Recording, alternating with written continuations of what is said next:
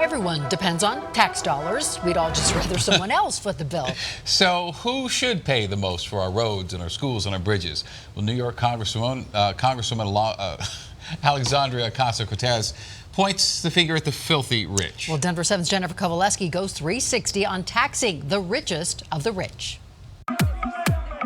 Pastel colors. As Hollywood's biggest stars hit the red carpet with their dazzling diamonds and designer gowns. Oh my gosh! This New York Congresswoman is after their pot of gold. People are going to have to start paying their fair share in taxes. Representative Alexandria Ocasio-Cortez is floating a tax hike on the richest Americans to pay for the Green New Deal. Once you get to like the tippy tops, on your $10 millionth dollar, sometimes you see tax rates as high as 60 or 70%. Yep, you heard right. 70% for income over $10 million. For perspective, the top tax rate right now is 37%. Even she admitted it's a radical idea to Anderson Cooper. Yeah, you know, if that's what radical means, call me a radical. But the idea of hiking taxes on the richest Americans is having its moment and rekindling one of the oldest political debates. Do people have a right to what they earn? So let's walk the red carpet and spin this Green Deal 360 for 6 different perspectives. Now that you've heard the sell, the current top rating. Let's travel to Switzerland and bring in the billionaires. Michael Dell, do you support this? That was the reaction when the founder of Dell was asked if he supported the proposal at the World Economic Forum. Well, look. No big surprise here. Michael Dell is against the idea. In his view, he already gives more than 70% of his annual income to his foundation. I feel much more comfortable with our ability as a private foundation to allocate those funds than I do giving them to the government. He also thinks it would hurt, not help the economy. Here's where we have to pause this 360 for a quick history lesson. There is a country where it's worked.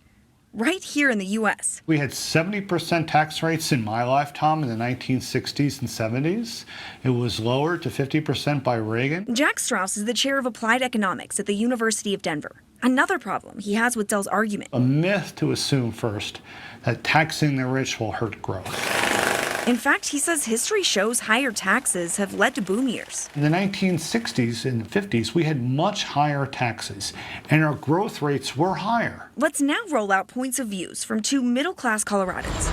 I'm not for the Green Deal at all. Susan Davis is not sold on the Green New Deal. You do what you can, but you can't just annihilate all gas engine cars and gas stations and trains and buses. But when it comes to taxing the ultra-rich, I think they could pay more. Why?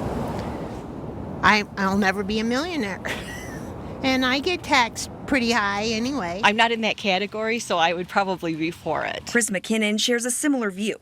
She's tired of the rich getting richer. I think that they know the loopholes a little bit better than the rest of us. As for the rest of the public, they're game too.